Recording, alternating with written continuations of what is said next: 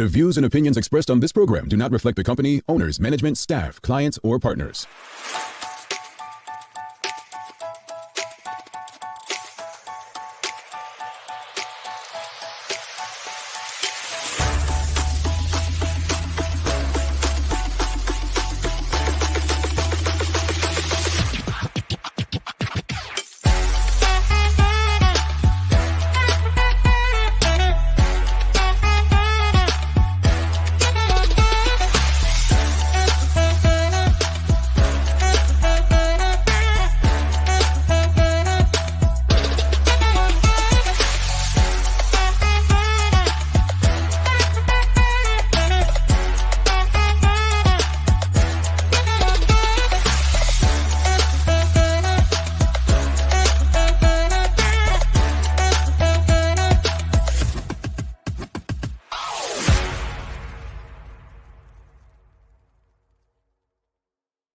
All right, it's Thursday, the 27th day of May, 2021. Welcome to the Daily Hour, brought to you by Medical House One Communications and Lindo's. I'm Jamal Hartman, along with Jackie Lambert. Thanks for making us part of your daily routine. If you're watching online, share the link. If you're on Facebook, start that watch party. If you're on Twitter, retweet it. If you're watching on Channel 82 or listening on the Full 100 radio station, call someone up. Let them know that we're on. Just get the conversation out there to your network, and don't forget to like and engage with us. A good one today, as the Chief Executive of the Regulatory Authority, Mr. Denton Williams, is stopping by. A lot of updates going on there. The Daily Play is a name that place, so Jackie will be guessing a geographical question. But we have a lot to talk about. Look, I just hit up Rossi G. I'm just like, bro, we need you on the show. Like that song I've been listening to. And for those who don't know what I'm talking about, Rossi G and Fire Wayne released this song called Full Stop. And I've been listening to it the last couple mornings before we go on air. And it's like this hype. I just feel the hype from it. Like, it's like, yo, like before I would listen to the Gumbears, right? And a couple times I'll forget to turn it off before I come in the studio. But this has been my replacement for the Gumbears. And it's interesting because Wayne has a connection with the Gumbears. Like, you probably saw the video of him lately. I love it.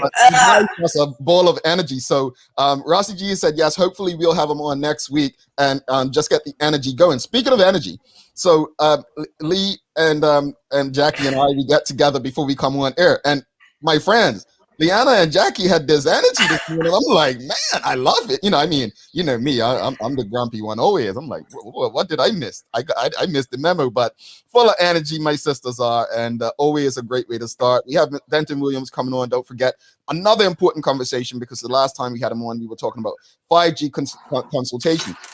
We have a lot to talk about in a very short time today. Sometimes we'll get things and we may change topics. We obviously want to touch on the protest. And I did wake up to see that there was a petition to remove the premier. And so it's interesting times, right? But what I want to start with, and I really want to make sense of this. And Jackie, obviously you being in the tennis, you all know my experience with tennis. We spoke about it last week. We're not going to do it anymore. But it's not just about tennis, but here's Naomi Osaka, just to give people context. She posted on Twitter, and I just hear me out as I read this. Naomi Osaka basically says, hey, everyone, hope you're all doing well. I'm writing this to say I'm not going to do any press during Roland Garros. Is that the French Open, right? Yeah, well, it's a big tournament, Okay. And she says, I often felt that people have no regard for athletes' mental health, and this rings very true whenever I see a press conference or partake in one. We're often sat there and asked questions that have been asked multiple times before, and asked questions that bring doubt into our minds. And I'm just not going to subject myself to that, to doubt me, right? She said, I've watched clips of athletes breaking down after a loss in the press room, and I know you have as well. I believe the whole situation is kicking a person while they're down, and I don't understand the reasoning behind it. Me not doing press is nothing personal to the tournament, and a couple journalists have interviewed me since I was young, so I have a friendly relationship with most of them. However, if the organizations think that they can keep saying, quote, It's all quote, really. Do best or you're going to be fined, end quote, and continue to ignore the mental health of athletes that are the centerpiece of the corporation, then I just got to laugh. Anyways, I hope the considerable amount that I get fined for this will go towards a mental health charity, right? And so you had people like Ellen DeGeneres responding, sending you so much love and support, and a lot of support to her, right? I think what I want to say about this, folks, is I don't know if anyone's been following the Kwame Brown, the former NBA player. He was drafted #1 by the Washington Wizards when Michael Jordan was part of the Washington Wizards organization. And Kwame Brown has never been big in the media. He's never been an outspoken person in the media, right? Kwame Brown has been firing back. And when I say firing back recently, he's been going at those who've been talking about him, from Stephen A. Smith to Shannon Sharp to he called the guy, what's his name? Becky with the good hair, he calls him. Gilbert Arenas, Steven Jackson, Charlemagne the God, right? He has legit been on a tear. And this is a man who has been quiet, hasn't defended himself over the years. He's just ran about his life. And all of a sudden, he's come out and he said, like, what is it with black people in the media, specifically tearing down other black people, right? Like athletes. And, you know, when we do this show, I consciously try to be aware of that. Now, when we criticize politics, I'm not looking at it as criticizing a black politician. I'm looking at it as legit having discussions about things that impact the people of Bermuda. Let me be clear. But I think that we have to take responsibility in media, that we don't add to these problems that exist when it comes to mental health. That said, Jackie, you being in the tennis space, you being in the sports space, how does it make you feel? Like, what do you make of her remarks, Naomi Osaka? I agree. So I don't know if everybody watches tennis or watches sports, period, but you're fighting for a victory. So you're going through an emotional roller coaster on the court, and then you have to come off and entertain somebody's questions. Oh, why did you lose? Why did you do that? What could you have done differently? I'm still processing what I did wrong. I lost. I'm not happy about it. And I have to go from on the court, walking out of an arena that's holding thousands of people just in the spotlight, to go back into the spotlight for millions more to watch me. To sit there and try to digest everything that I just went through in front of you. All I want to do is cry, because there's a lot on these, a lot at stake for these matches.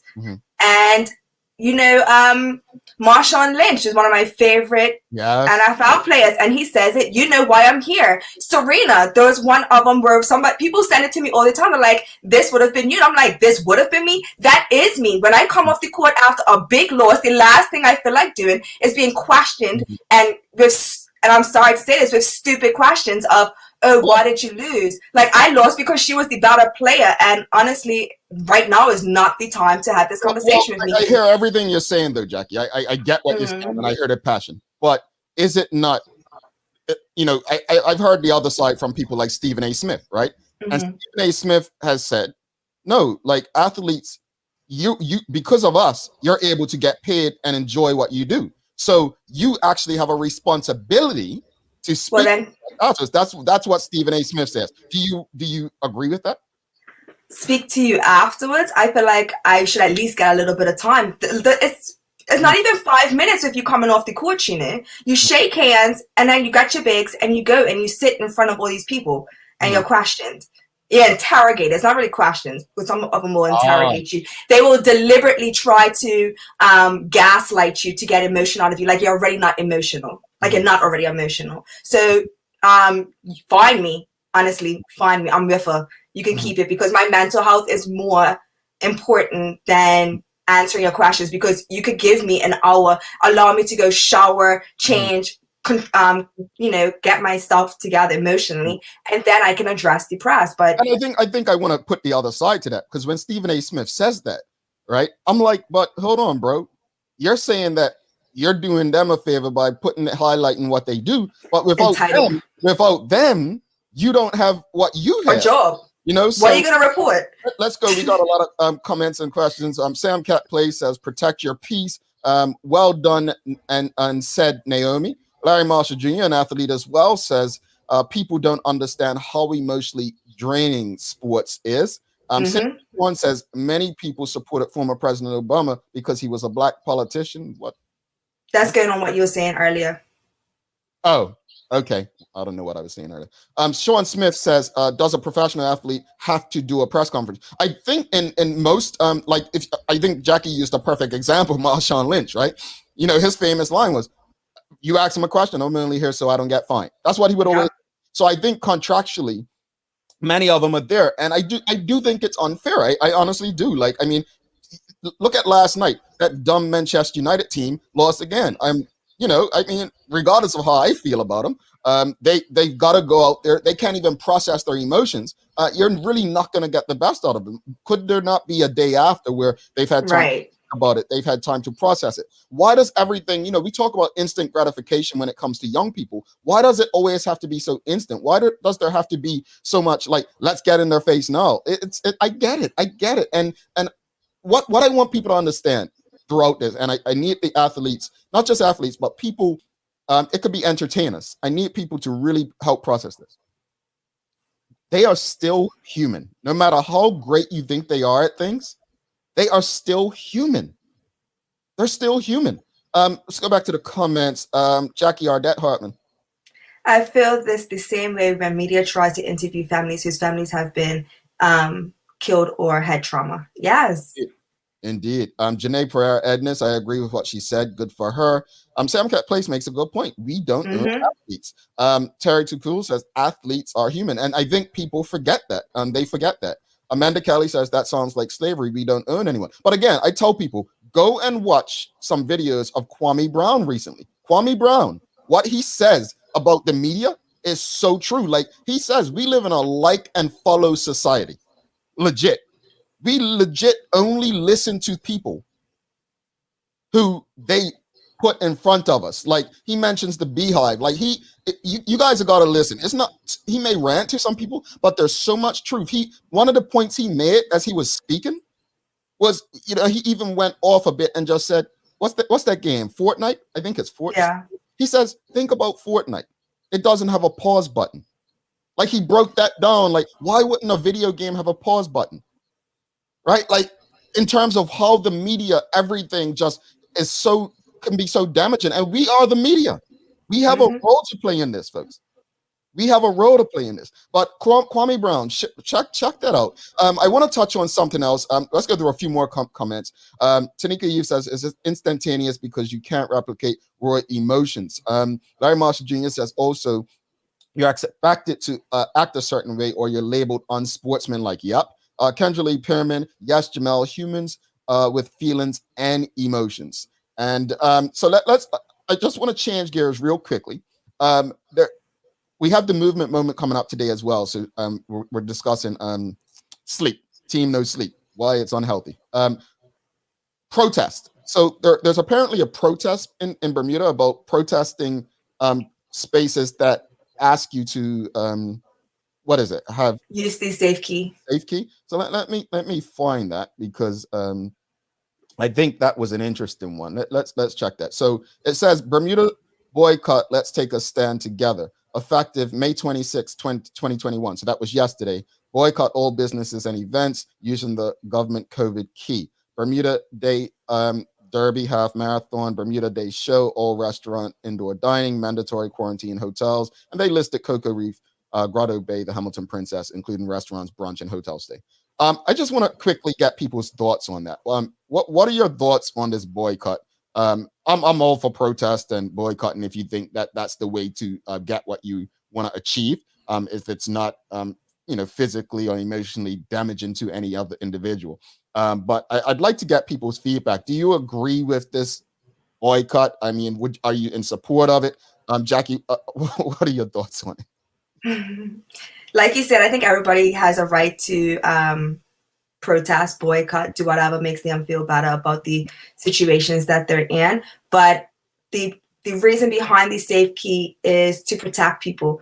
to make sure that businesses can open, they can operate. There are some businesses that haven't been able to open and operate, and now this is an option to make sure that they don't get shut down again because of a close contact or something like that. There are a lot of establishments that have had close contact, so they've had to shut down for a day or two, and that's a lot of lost revenue. And we were talking about the other day how it's what was the term you used? It's not a trickle-down effect. It's a ripple effect. And if people can't work, they can't spend. And we just, I think that people need to really consider just doing it. Because it's not like you have to get vaccinated. You can just get your test, continuously get your test. And that way, your status, everybody else around you knows their status, so that everybody is safe and everybody can go back to somewhat of an open island. But that's just my opinion.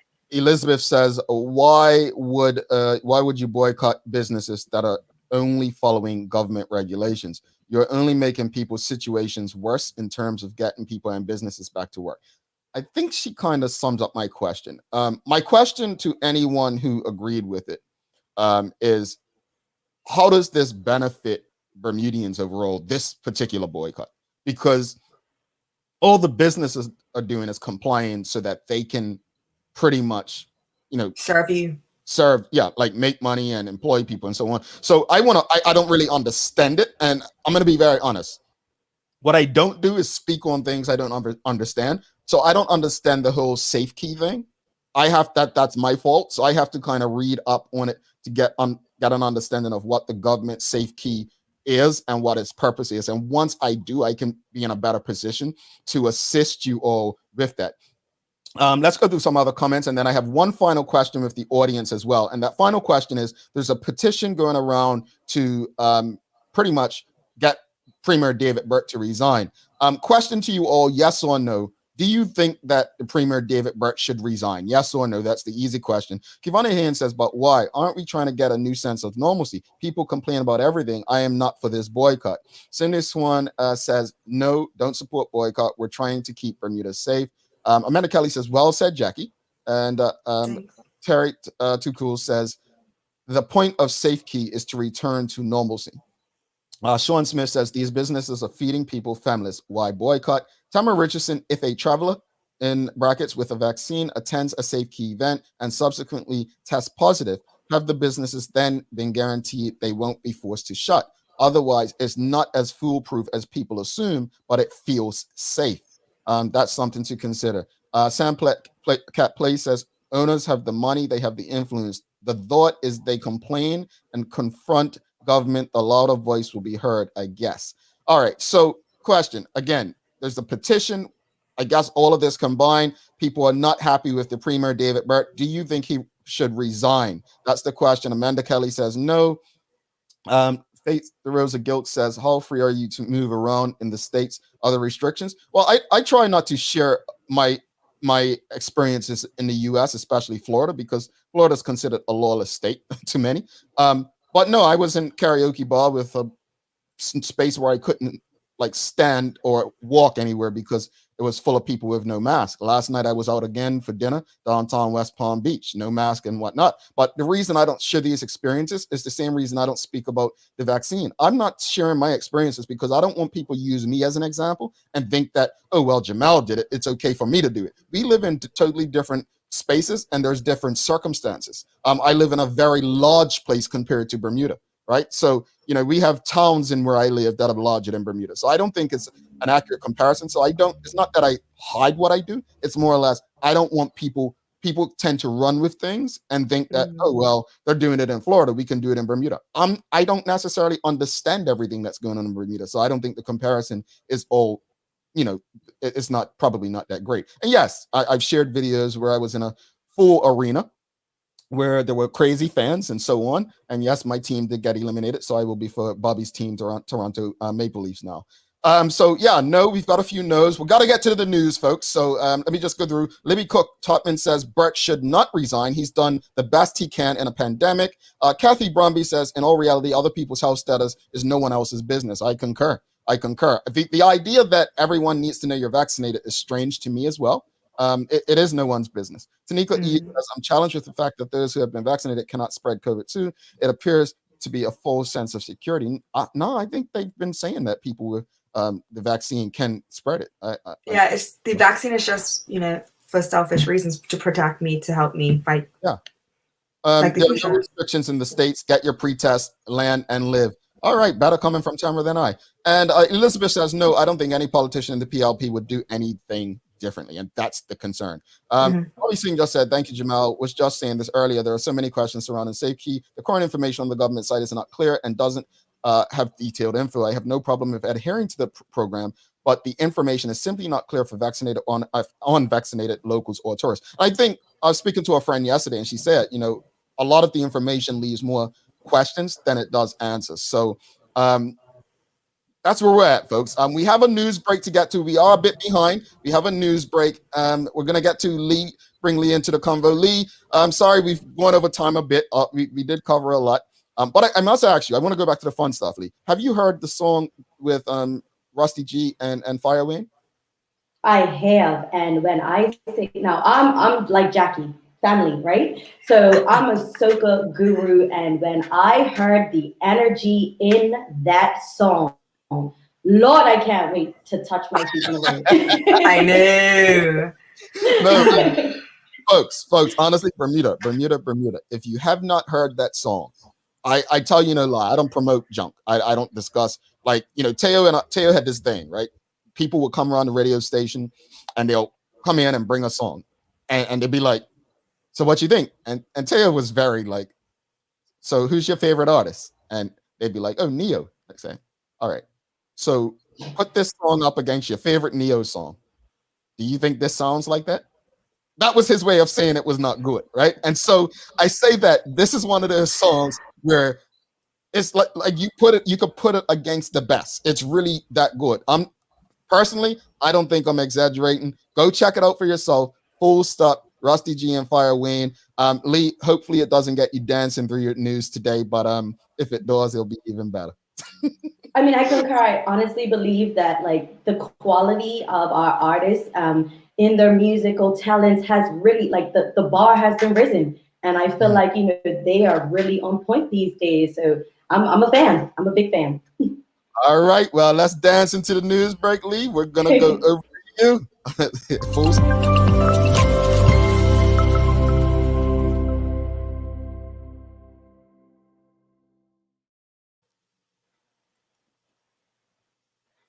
Thanks, Jackie and Jamal, and good morning to all our listening audience on this holiday eve. I hope everyone is having a great start to their day. I'm Leanna Lambert, and it's time for the Daily Hour News Break. Now, a few hot topics today. Firstly, if you were ever a frequent flyer to Las Vegas or Atlantic City, or just enjoyed the thrill of flashing lights and card shuffles, you might get your chance to experience it again. But here on the island, as casinos are set to become a reality in Bermuda, after senators passed 3 pieces of gaming and betting legislation. Now, the Gaming Transfer of Functions Act 2021, the Betting Act 2021, and the Betting Fees Regulations 2021 were all passed in the upper house yesterday. The act will include everything from betting shops, cruise ship casinos, lotteries and raffles to the traditional Crown and Anchor, as well as casinos, but all will be closely monitored by the Bermuda Gaming Commission. Now, the Betting Act is said to provide for a separate regulatory regime for the betting sector and anti-money laundering standards, while the betting fees regulations is to provide a framework for the recovery of costs by the Gaming Commission for work such as investigations and licensing. Now, while the act managed to pass in the upper house, not all senators were in complete support. One independent senator expressed his concerns over the potential social issues that could arise among locals who develop gambling issues. However, government Senate leader assured that measures were put in place to provide a safety net for those considered vulnerable, such as the Problem Gaming Council. Now, another added that the intent of the bill is not to entice people, but more to protect the operators and patrons who do choose to bet. On the other hand, an opposition senator noted it was a shame that legislation had not fully come into effect in time for the opening of the St. George's Hotel at the weekend. However, it is said that the first casino will open at the new St. Regis Hotel in the summer. The incentives keep rolling in. It was only yesterday that we announced that a local car dealership would be handing out free car wash vouchers for those who choose to vaccinate. Now, a new foundation has been launched with the aim of supporting frontline workers and to also encourage people to get the COVID-19 vaccination. Frontline Foundation has been started by Canadian digital nomad Sean McNulty, who pledged $500,000 of his own money toward the initiative, and that will reportedly give anyone aged 16 and older who got a jab starting yesterday until June 1st a $50 gift card from the organization. Not only that, for every person who got vaccinated, another $50 card would be given to a frontline worker as a show of thanks for their contributions during the pandemic. Mr. McNulty, who is the Chief Executive Officer and Portfolio Manager of Toronto-based asset management firm XIB Financial, said that he wanted to support frontline workers and Bermudian businesses affected by the pandemic and believed that getting the vaccine is, quote unquote, the fastest and most effective way out of this mess. The initiative was welcomed by Gaynell Hayward, Chief Nursing Officer of the Department of Health, and she thanked the Frontline Foundation for its commitment to frontline workers. Now, all frontline workers, including public transport drivers, vaccination clinic volunteers, and others who have found themselves at the forefront of this crisis, are eligible to receive the gift card. And usually by this time, the streets of Hamilton will be lined up with duck or masking tape with surnames. Families will take turns watching the campsite on the roadside, and all of our favorite foods will be being prepared to last an entire day. But instead, tomorrow will make the second year in a row that locals will be unable to celebrate in true Bermudian fashion due to the COVID-19 pandemic. However, some might say that we did claim a small win after lawmakers gave the go-ahead for the traditional marathon race to take place. Now, more than 450 riders and runners will put their endurance to the test as they head out of the East End tomorrow morning to participate in the Sinclair Packwood Memorial Bicycle Race and the Bermuda Half Marathon Derby. Now, police have warned motorists who are seeking to cheer on friends and loved ones to be cautious as road closures will begin as early as 7. Community work together to keep peace in neighborhoods as they understand households will enjoy the holiday in their own ways, whether it is low-key or, we'll say, more spirited. Therefore, they have asked for patience. They will, however, be on the lookout for COVID-19 compliance and stated that they would maintain a visible presence and antisocial behavior will not be tolerated over the holiday weekend. Taking a look at today's weather, there is a high of 78 and a low of 70 degrees Fahrenheit. You can expect long sunny periods today with a chance of an early shower or two. Now, there will be a few light and variable winds around to the east while weak high pressure builds it, but it will die down later in the day. We can, however, expect plenty of sunshine from today through most of the holiday weekend. That's all for your daily hour news break. But before I go, I'm wishing everyone a safe and enjoyable Bermuda holiday weekend. And Jackie, you will be a huge miss on the show. Let's head back to Jamal and Jackie in the studio for today's Daily Focus. That's a good point. This is Jackie's last day on the show. Yes, thank you for saying that. You will be a miss. Where are we gonna get that energy from? Yeah. Leanne. I know the Lambert energy. The Lambert energy. Like this morning, I swear we both came on and we did the same day. Out of this world. Boy, I'm sure Mr. Williams, if he weren't woken up, he woke up this morning and you all getting going. But no, it's been a pleasure. So Jackie, Good Day Bermuda actually begins next Monday. So thanks for that, Lee. And you enjoy your holiday weekend as well. Don't do anything crazy that the other Lambert up there will do, okay? Can't promise this anything, but definitely. All right, have a good one. Have a good one, guys.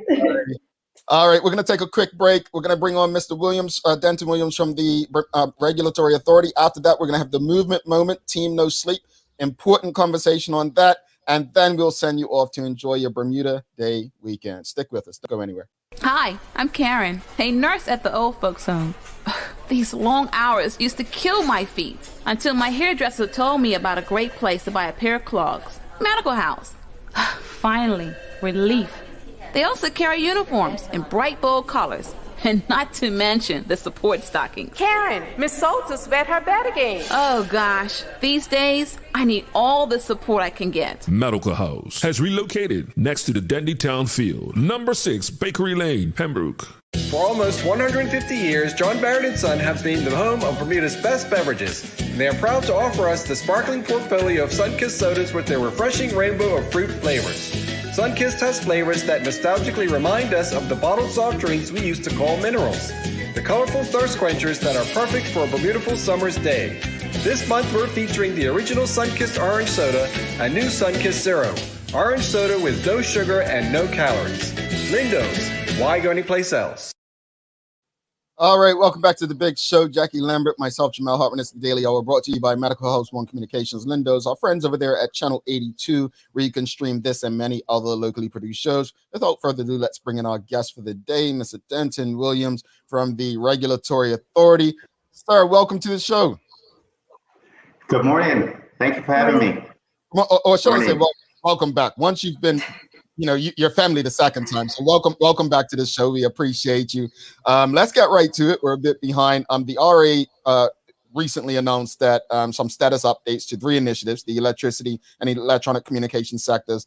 But let's first talk about the retail tariff for people like me. I'm not even going to say people out there, but people like me who don't understand what that means and what it is. What is the new update and what is the retail tariff? Sure. So I'll start with the retail tariff first. What is it? The retail tariff is basically the electricity price, and we conduct a process. We have done it annually to date to review the cost of Belco and all the inputs into Belco, such as fuel, the infrastructure they build, etc., and then determine what is an appropriate price for them to get, and so that they can recover their costs and also make a reasonable return as well, but balancing that with the needs of the public. So that's the retail tariff at a very high level summary, I guess. And I guess the thing that I guess is of importance is what happened. So this year, through a lot of hard work, recognizing the ongoing and current circumstances around COVID-19, because a lot of people have lost jobs and things like that, or employment's been, had reduced hours, etc. The RA worked very hard, and we also worked with Belco on certain things as well in the retail tariff. And we have come to the conclusion that the retail cost for this year, the retail tariff, should be reduced to 1.6%. Now, we have 3 different primary classes of retail tariffs. The first one is the residential tariff, which went down, is projected to go down by 1.7%. The commercial tariff, which goes down by 1.8%, and the demand class, which is the really big ones like hotels, etc., hospitals, that goes down by 1.4%, and on average, it's 1.6% reduction across the year. So that's effective for the whole year. And then since the bulk of the year, almost, it's still May, has passed, you'll see more than that change over the course of the balance of the year. Now, that is the effect of the things that are within Belco's control. But other things such as fuel prices are set by global markets, right? And we have extremely low levels of influence over that. So it's a good news story, and it was, trying to make sure that we keep costs under control, and that's not we as in the RA itself. It's we as in RA, Belco, and other sectoral providers that interact with Belco. So collectively, this is where we've come, and it was just like anything you can do is better than nothing. And certainly, we were working very hard to avoid an increase this year. Going forward, we will be having our first multi-year tariff, so it will be a 3-year retail tariff plan, and during that plan, we will be introducing hopefully some new tariffs. The first one is that's planned is the electric vehicle public charging tariff. So you could go to a public charging station and there'll be a price established for the electricity that you buy at that point. The next one would be a low income tariff. And the goal of that is to provide some relief for people that are in financial duress. The parameters of that and the duration, et cetera, and how long it will work, all still to be developed, but that's the goal. We're trying to avoid what's called energy poverty, where you don't have access to the minimum amount of energy required to effectively, conduct your life in our society. And then the third major one is economic development tariff, which would be a tariff that encourages companies to domicile in Bermuda, and they get the benefit of an electricity price that is structured to have them contribute to our fixed costs, but get the benefit of a slightly lower price that diminishes over time, so that they eventually wind up at the same price as everyone else, but getting more people contributing to those fixed costs, because more people working on the same fixed costs takes pressure off of the existing customers. So that's the goal with that tariff. And overall, it'll be a 3-year plan, so it's more efficient than us reviewing it annually, et cetera. And obviously, we'll learn from that and we'll introduce new tariffs. One of the tariffs that we're probably going to introduce going forward will be, and not this multi-year tariff, the subsequent one, will be or potentially a time of use tariff, so that you can get different prices for electricity during different times of day. In many jurisdictions, the energy mixes is more diverse. So you wind up with opportunities to get different prices for your energy. So you can schedule activities where possible at different times to maximize your value. Bermuda's energy mix is very flat, right? So almost all of our power comes from fossil fuels, and a particular fossil fuel as well. So time of use rates don't provide a lot of value at this point. So it just creates a nightmare for people to understand them. But as we go forward with our integrated resource plan, which currently is structured to deliver 85% renewables by 2035, that benefit will start to roll forward. So the marginal cost, which is the cost of the last unit of energy for renewable power, is zero, right? So you still have to pay for the fixed cost, but every one you make after that, when you get to that last one, costs you no extra effort to produce. So we want to be able to pass the benefit of that on to customers. So that's another one that we'll be developing in the future as well. We're pretty excited about that, but first we have to get large scale renewables built. We're in the process of let me cut you off the procurement process. Cut you off because we have a short time. We have questions from the audience, so I want to get as much as possible in. So I want to transition. That was a lot of information to digest, and there's a lot of good things. And I'm glad you even brought in what you're doing to help, what you're doing economically to help bring even more investment into Bermuda. So it was a lot packaged in that. But I want to transition because there was something else that the RA did. Last year there was a lot of talk about strong opposition to 5G. After a consultation process, inclusive of an extensive review, the regulatory authority lifted the moratorium. What does this mean for technology in Bermuda? And just because you touched on it, investment into Bermuda as well. What does this move mean? It means quite a bit. So I'll back up just a tiny bit. I am mindful of the time, but the RA licensed 2 new iCalls, and we obviously have existing iCalls are the major communications providers, and we already have incumbents as well.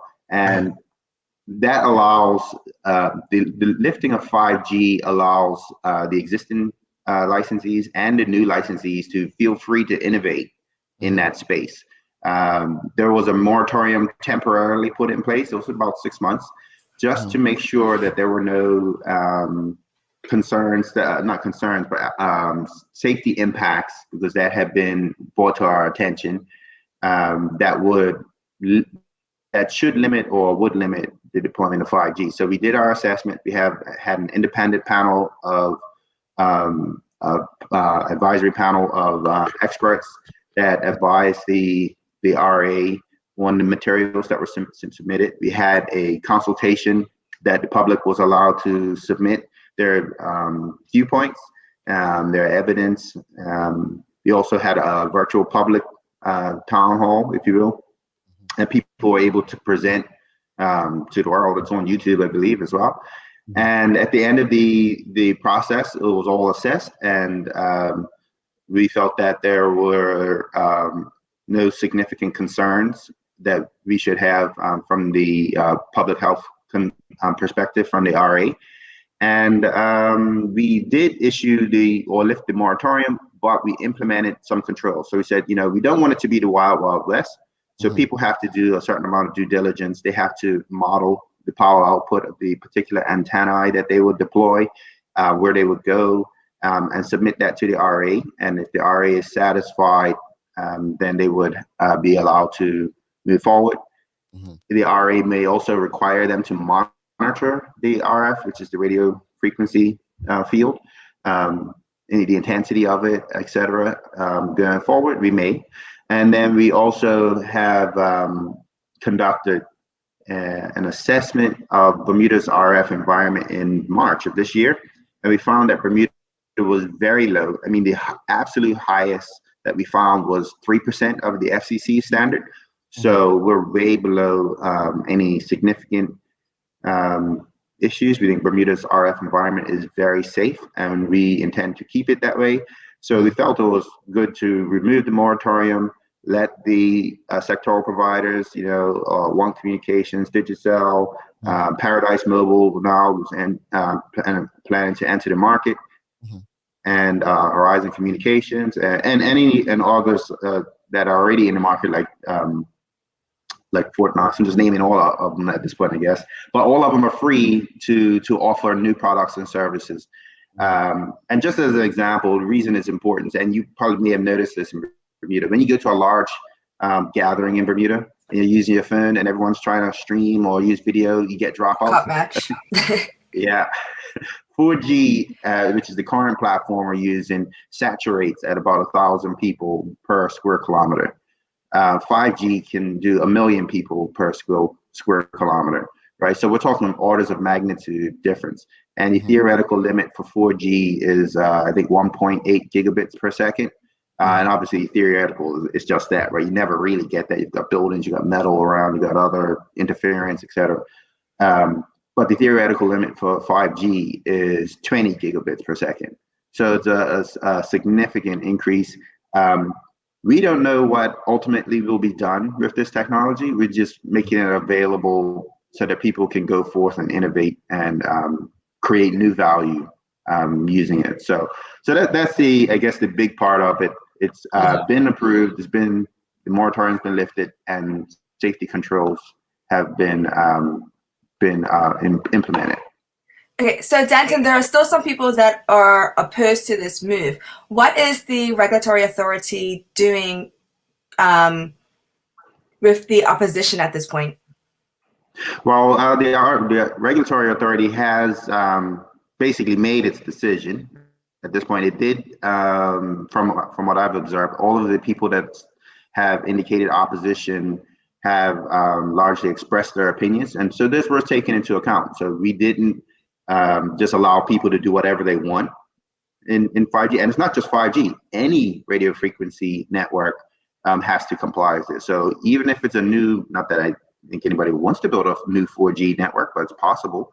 But if someone don't want to do this, they would have to comply with these new safety standards as well.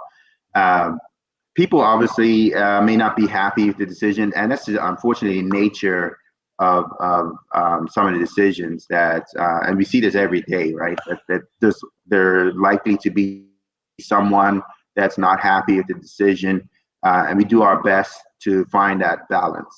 And whenever you strike that middle path, there's going to be someone that's unhappy.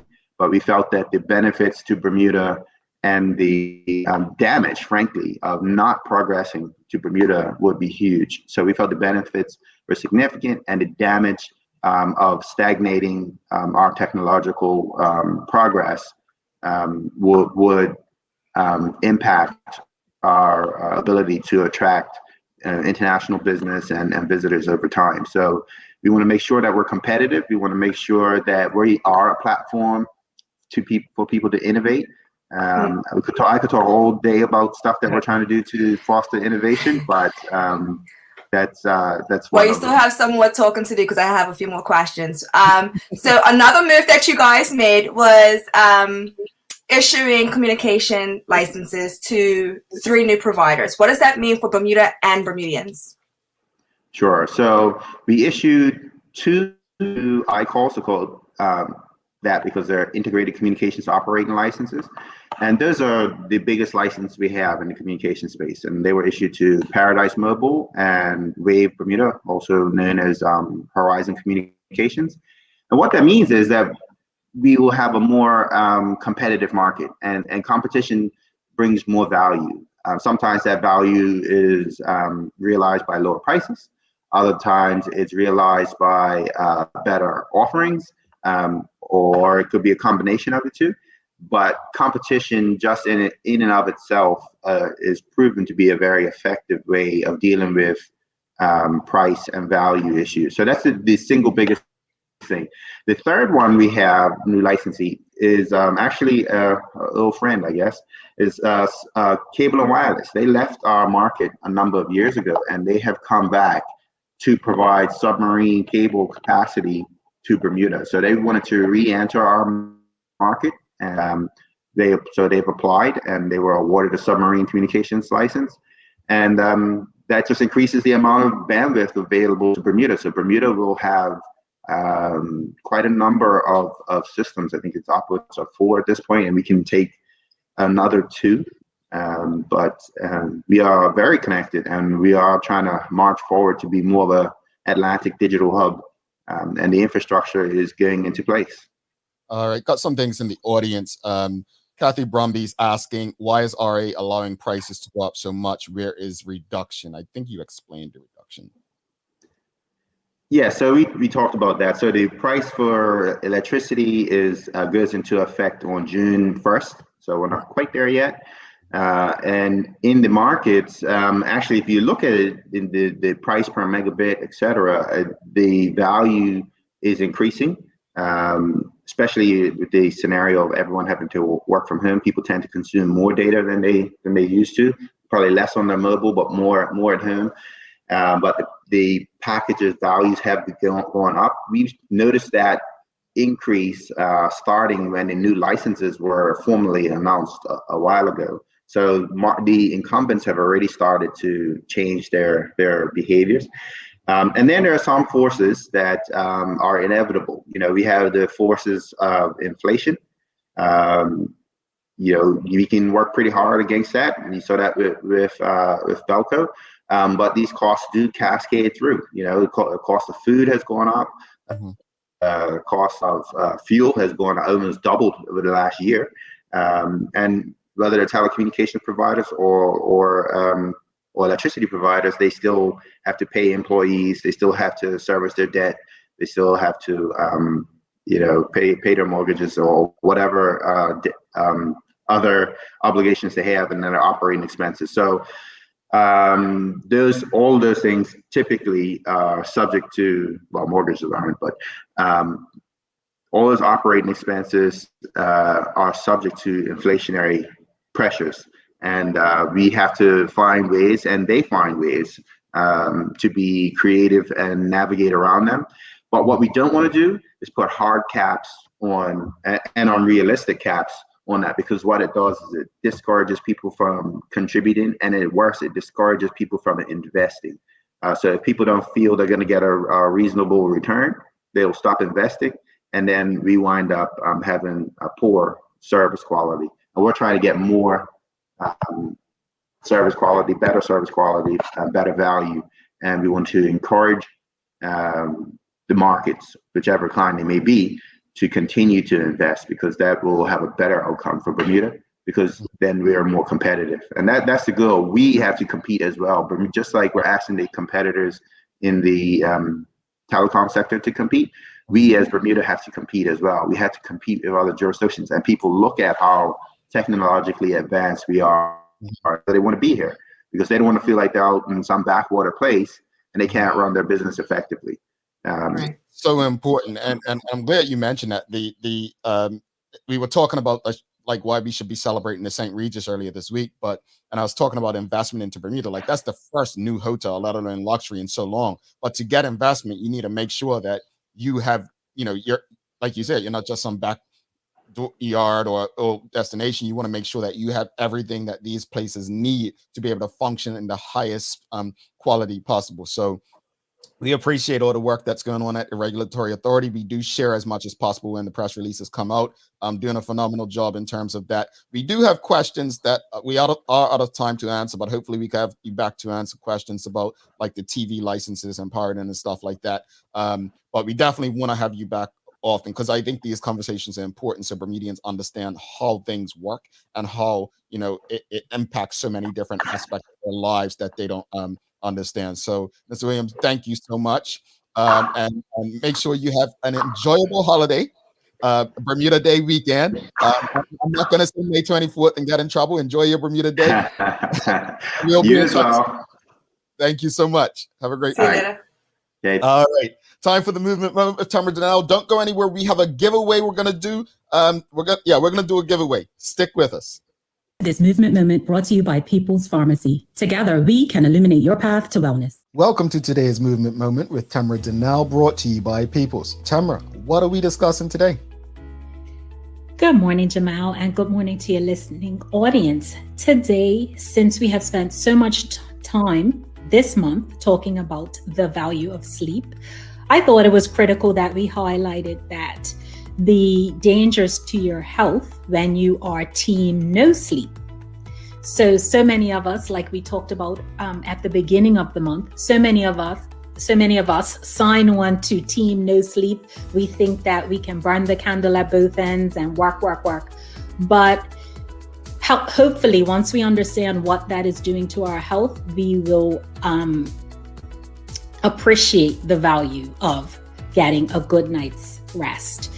So anyone who spent the weekend partying, perhaps drinking too much, and woken up on a Sunday with just that feeling of feeling terrible would, in that moment, understand the value of sleep and the detriment of no sleep. Now, alcohol doesn't help either, but sleep deprivation to the mind and body is definitely a dangerous thing. During quality sleep, your body, let's call your body your machine, repairs and restores. So if your body is your machine, sleep is the mechanic.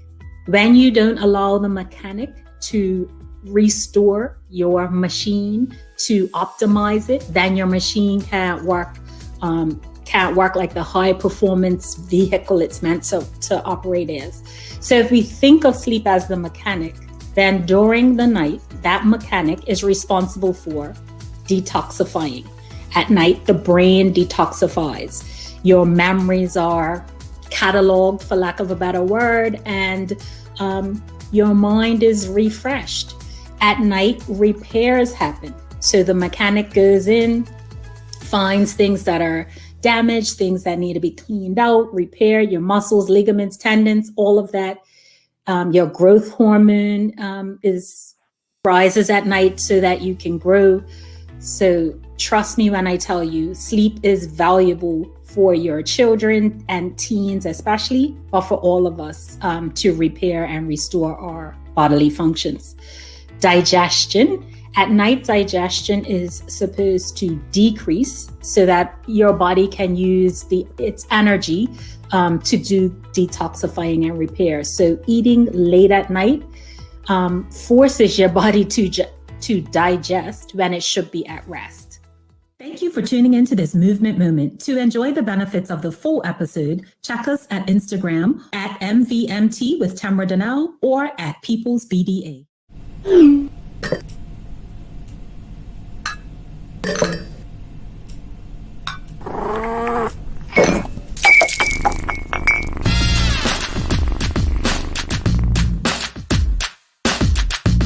Tune in to the Full 100 Radio every Tuesday through Sunday at 7 p.m. Bermuda time as we bring you the love, romance, sexiness with nighttime jams. Only on your station for conversations and entertainment. The Full 100 Radio. Download the app available for Android and Apple devices.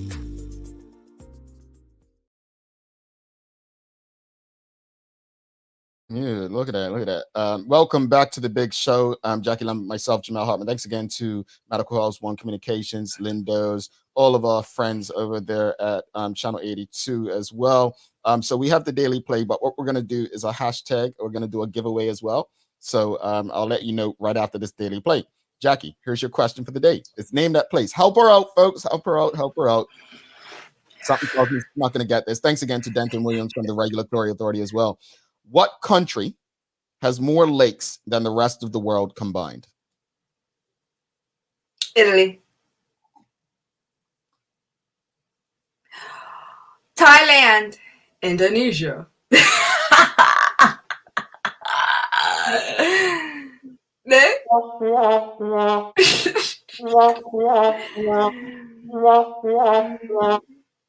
All right, help her out, folks. Has more lakes than the rest of the world combined. She is so far off. She's so far off. Greenland? No. Okay. Am I kind of close? Oh, I would have never guessed. Approximately 60% of the world's lakes are found in Canada. All right, so the answer is Canada. Yeah, someone did say Iceland, close to Greenland, which you said, but the answer is Canada. All right. I got closer. So we're gonna do a giveaway. Hashtag is the Daily Hour. Hashtag today is Bermuda Day. So hashtag Bermuda Day for your chance to win today's giveaway. I need to say it again, Jack. Hashtag Bermuda Day. That's pretty simple, right? Yeah, that's perfect. Okay. Hashtag Bermuda Day for your chance to win today's prize. Very easy. Bermuda Day. What you got planned for the holiday, Jack? I'm gonna watch the runners tomorrow, and I was actually gonna run, but I was just like, whew, can't do it. But have you run it before? Yeah, I ran out of Somerset in 2010, and I did a relay the first time out of St. George's. Okay. Is that as fun coming out of St. George's? Because I don't know anybody. The only person I saw was Shanta. And the rest of the way I was by myself. Because Jackie acts like everybody knows Shanta is one of our partners. All right. So like, yeah. So Jackie likes Somerset because she knows people, folks. She knows. It keeps you going when people are just like, Lambert, oh, it's the Lambert sisters, oh, it's the tennis girl, oh, go Jack. Your sisters ran with you? Mm-hmm. Well, okay, so she was training and I wasn't going to run, but all the people that she was running with dropped out. So last minute, like the day before the pickup, I signed up and I ran with her. Mm-hmm. So we did a pretty good time. She has a smaller stride than me. So right outside of MSA, I started to cramp and I was standing there. I was like, whoo! But I made it. You did more than me. All right, hashtag Bermuda Day it is for today's giveaway. Don't forget, folks, if you haven't already, if you want to get a mug, reach out to us, engage at thedailyhour.com so you can be in the family of the Daily Hour. Officially be a member of the family. You are a family, but you want to be official. You want to have a mug. So hit us up, engage at thedailyhour.com. Again, hashtag today is Bermuda Day. Hashtag Bermuda Day for your chance to win. Let's do that draw. We have, I don't know why is only picking up. There's more people tuned in than that, and that I've seen. Did you check the link like yesterday? Make sure it's. It's definitely. Yeah, I did it. Come on, guys. All right, so let's do this draw, folks. I'm gonna bring it up so you can see it. We've got looks like I don't know. I mean, it's not picked. It doesn't. Okay, now it's going again. All right, let's count to 5, Jack. Why does Shanta do this? Because she loves us. My goodness. All right, here we go. Here we go. Here we go. Oh, almost landed on my mama, but it didn't. All right. Oops. I didn't mean to remove it. Laureata Dill is today's winner. Laureata Dill. So congratulations to you, Laureata. You will get yourself a mug. Thank you all. You're all winners, but we'll continue doing this. We want you all to have them. We may even get some mugs in St. George's colors, right? So that you can all, be winners, real winners, right? Don't worry about Jackie and her people. There's red and blue folks. That said, any final words, Jack? Have a great and safe holiday, guys. We love you. And thanks for sticking with me while I was on the Daily Hour. And hopefully you guys can swing over to Good Day Bermuda. Yes, make sure you tune in and check out Good Day Bermuda begins next week. Make sure you follow and like them. Follow and like them. Engage with them on social media, Instagram, Twitter, and Facebook. That's where you'll be able to tune into the show on YouTube, Facebook, Twitter. Make sure you check. We have some fun stuff. We'll be at, just to address this, the time of the show is going to be 1 hour before the Daily Hour. So if you're in Bermuda, it'll be 7 a.m. So yes, it will be on YouTube, Twitter, Facebook. So follow Good Day Bermuda on YouTube, Twitter, Facebook. Catch them on Instagram. But you'll be checking out Terry and Jackie next week. And when I say next week, Jackie just made a good point. Next week, Tuesday, there will be no Daily Hour tomorrow. There will be no Daily Hour on Monday. We will all be back on Monday, June the 1st. Tuesday. Tuesday. I just said no Monday. See, you need a vacation. It's time for vacation. Tuesday, June 1st. We'll all be back. So I'm looking forward to enjoying Jackie and Terry. They've shot some amazing stuff already, folks. So you want to check that out. So like I said, make sure you follow them and like them on all social media platforms. And we will be back Monday introducing some of our new people on the Daily Hour. Tuesday. Okay, finish. Just finish. We all know it's Tuesday. Tuesday. We're going to get out of here. All right. So Jack, it's been a pleasure doing this with you. We are going to miss you, but I know you're not really going far. You'll be in the family. So thanks again to our partners, Medical House, One Communications, Lindos, for ensuring that we're able to do this with you on a daily basis. As always, we appreciate you. We love you. And we thank you for making us part of your daily routine. If all goes well, we'll be back to do this again with you next week. Jackie Lambert, as she signs off on the Daily Hour on her way to Good Day Bermuda. I'm Jamal Hartman. My friends, make a safe, special, and great Bermuda Day holiday. Give them a little dance, Jack. She's a nut. Peace out.